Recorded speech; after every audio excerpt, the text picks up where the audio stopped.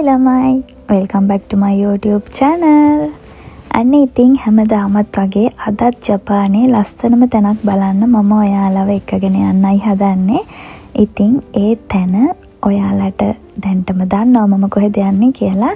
ඉතින් ස්වභාව ධර්මයේ අපූර්වත්වය ලස්සනට මවන තැනක් තමයි මම අද බලන්න යන්නේ. ඉතින් මුලින්ම මම ආවා ශින්කන්සෙන් එක නගින්න. ශින්කන්සෙන් එකේ නැගලා නගන කෙනෙක්ගෙන් මම යන්න ඕන ඒ ලස්සන තැන බලන්න. ඉතින් ඔයාලා දිගටම මාව බලාගෙන ඉන්න. ස්වභාව ධර්මයේ ලස්සන මම ඔයාලට ලස්සනට පෙන්නන්නම්.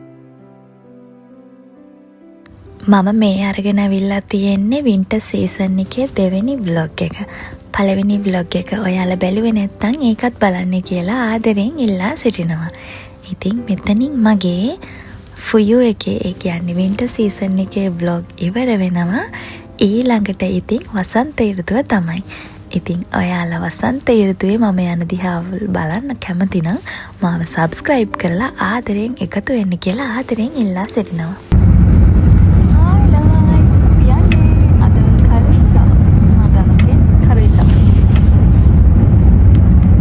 ඉතින් මම මුලින්ම ශින්කන්සෙන් එකට නැග්ගේ තකසකිවල ඉඳන් තකසකිවලට වෙනකන් ට්‍රේන් එකේ ගිහිල්ලා එතනින් ශින්කන්සෙන් අරගෙන කෙලින්ම නගනොකෙන් වලට යන්න නැතුව කරුයිසාව වලින් බහින්න තියෙන්නේ. කරුයිසාව වලින් බහැලා එතන ඉඳන් අපිට බස් රයිඩ් එකක් තියෙනවා. කෙලින්ම අපේ ස්පොට් එකටම එකගෙන යනවා. ඉතින් ලස්සන පරිසරයක් මැද්දෙන් ලස්සන බස් රයිඩ් එකක් තමයි යන්න තියෙන්නේ. ඔයාලා ගිහිල්ලා බලන්න මේ අත්දැකීම හරිම ලස්සනයි. අන්න ඉතින් ලස්සන හිම කඳු මැද්දෙන් ලස්සන බස් රයිඩ් එකකින් ඔන්න අපි අදාළ ස්පොට් එකට ආවා. හායි දැන් අපි ඉන්නේ කරුයිසාව. ඉස්සරහට ගිහිල්ලා බලමු.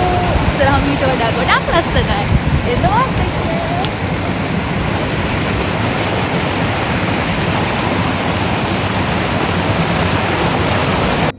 ඉතින් මම අද ඇවිල්ලා ඉන්නේ ශිරායිතෝ වෝටර්ෆෝල් ඉන් කරුයිසාව.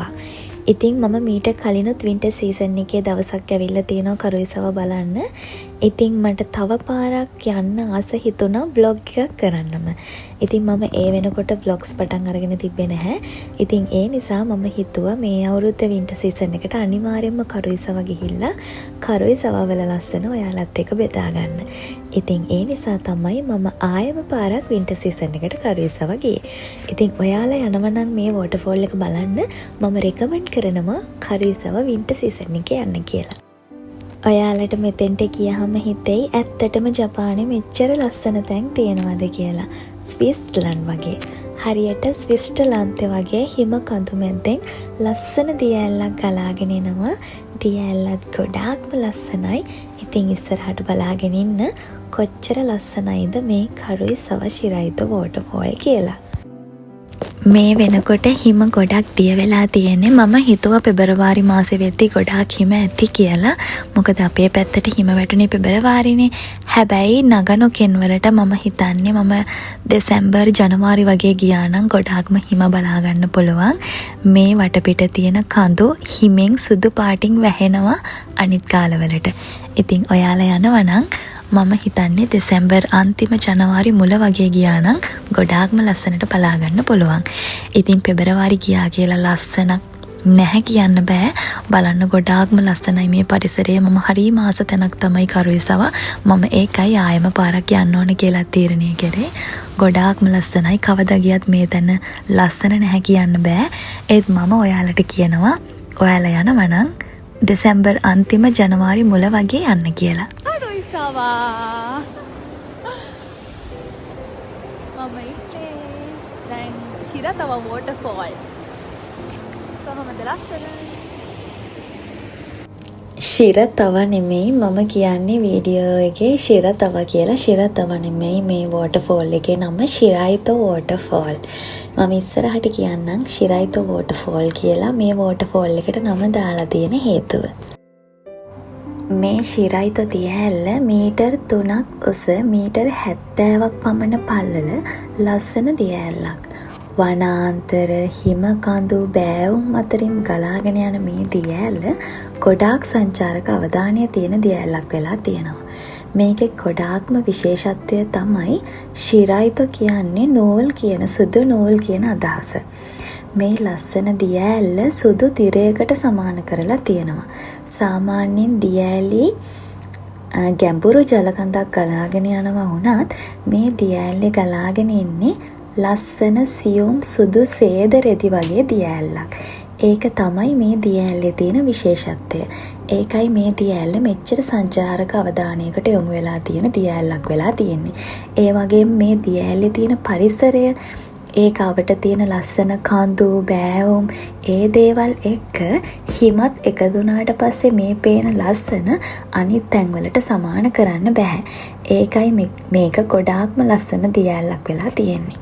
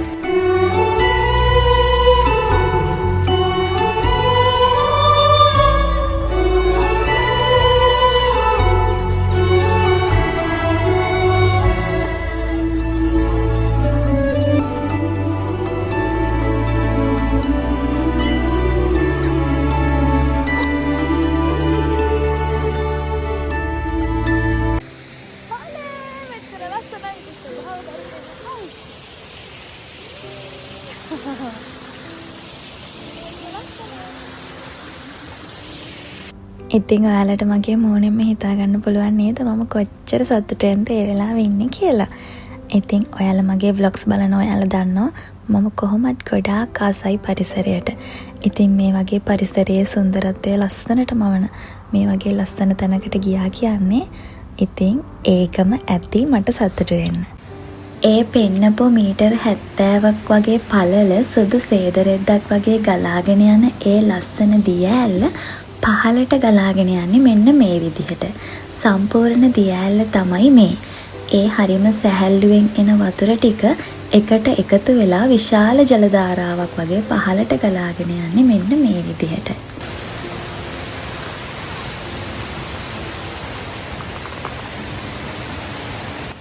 ඒක හරියට ලස්සන චිත්‍රයක ජීවත් වෙනවා වගේ.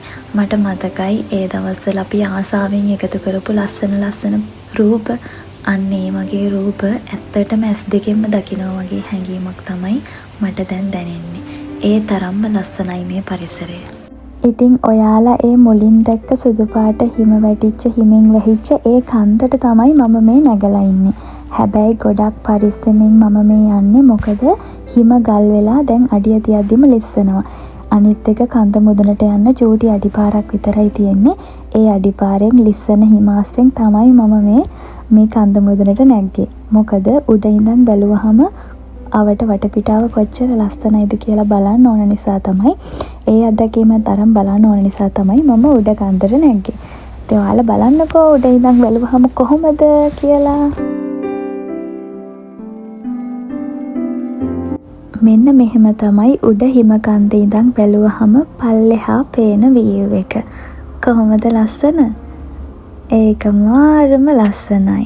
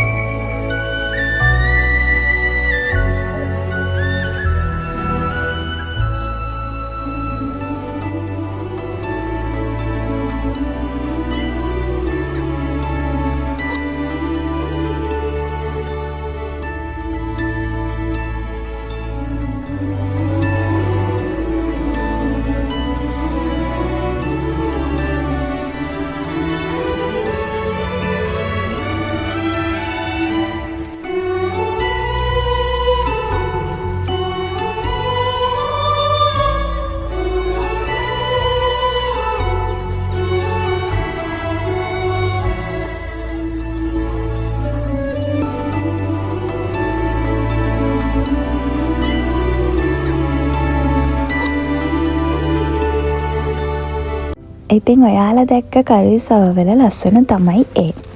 ඉතින් කරුයිසවවල පල්ලෙහාන් තියෙනවා ඒ සීසන් එකට ගැලපෙන විදිහට කෑම. これね尻尾が塩でしょっぱいからあもし身が甘いようだったら尻尾ちょみちょみダメだもん、はい頭も美味しいからどうぞテントの中ストーブ炊いてあるから座って あわかりました はいどうぞ、 ඉතින් මමත් ට්‍රයි කරලා බැලුවා මෙන්න මේ පොච්චපු මාළුවා. ඒ වෙලාවේ සීතලත් එක්ක ඒක මාරම විදිහට ගැලපෙනවා, හරිම රසයි. ඉතින් ඔයාලා මොකද හිතන්නේ කරුයිසව ශිරයිත වෝටර්ෆෝල් ගැන? මෙච්චර මේ ලස්සන පරිසරය ගැන ඔයාලගේ අදහස කොහොමද කියලා අනිවාර්යෙන් කමෙන්ට් එකක් දාගෙන යන්න. ඒ කමෙන්ට් කියවන්න මම හරිම ආසයි. ඉතින් ඔයාලා තව ජපානයේ තියෙන ලස්සන තැන් ගැන දන්නවනම් අනිවාර්යෙන් කමෙන්ට් කරගෙන යන්න. ඊළඟ පාර මම එතෙන්ට ගිහිල්ලා ලස්සන බ්ලොග් එකක් කරන්න බලාපොරොත්තු වෙමින් ඉන්නවා. එහෙනම් අපි කරුයිසව වලින් යන්නයි හදන්නේ.